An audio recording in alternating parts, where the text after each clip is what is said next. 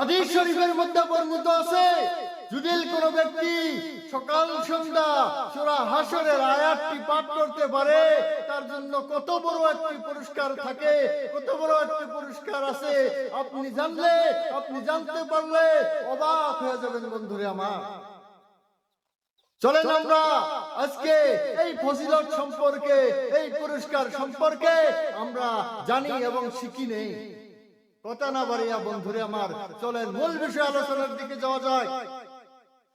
হাদিসের মধ্যে আছে, যদি কোন ব্যক্তি সকাল এবং সন্ধ্যা বেলায় সূরা হাশরের 3টি আয়াত যদি 3 বার পাঠ করতে পারে, তার জন্য কি করে জানেন? আল্লাহ কি পুরস্কার নিযুক্ত করে জানেন?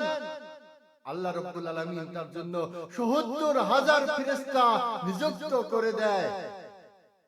কত বড় মারাত্মক কথা ভাই! ৭০,০০০ ফেরেশতা আপনার জন্য আল্লাহ রাব্বুল আলামিন নিযুক্ত করে দিবে। ওই ফেরেশতা নিযুক্ত করার পরে ওই ফেরেশতা আপনার জন্য কি করবে জানেন?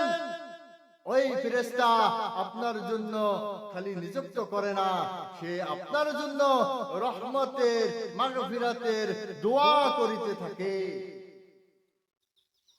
আর ওই অবস্থার মধ্যে, ওই দিনের মধ্যে ওই বান্দা যদি মৃত্যুবরণ করে, তার কি হয়, কি ফায়দা আছে জানেন?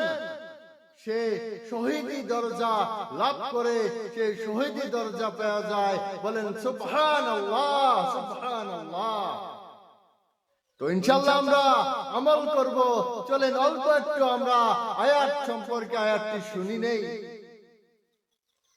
আউযু বিল্লাহি মিনাশ শাইতানির রাজীম। বিসমিল্লাহির রহমানির রহিম। আউযু বিল্লাহিস সামিউল আলিম মিনাশ শাইতানির রাজীম। বিসমিল্লাহির রহমানির রহিম। ওয়াল্লাহু আল্লাযী লা ইলাহা ইল্লা হু আলিমুল গায়বি ওয়াশ শাহাদাতি হুয়ার রহমানুর রহিম। ওয়াল্লাহু আল্লাযী লা ইলাহা ইল্লা হু আল মালিকুল কুদ্দুসুস সালামুল মুমিনুল মুহাইমিনুল আজিজুল জব্বারুল মুতাকাব্বির। সুবহানাল্লাহি আম্মা ইউশরিকুন।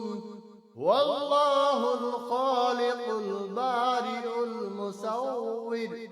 মুসাউউর লাহুল আসমাউল হুসনা ইউসাব্বিহু লাহু মা ফিস সামা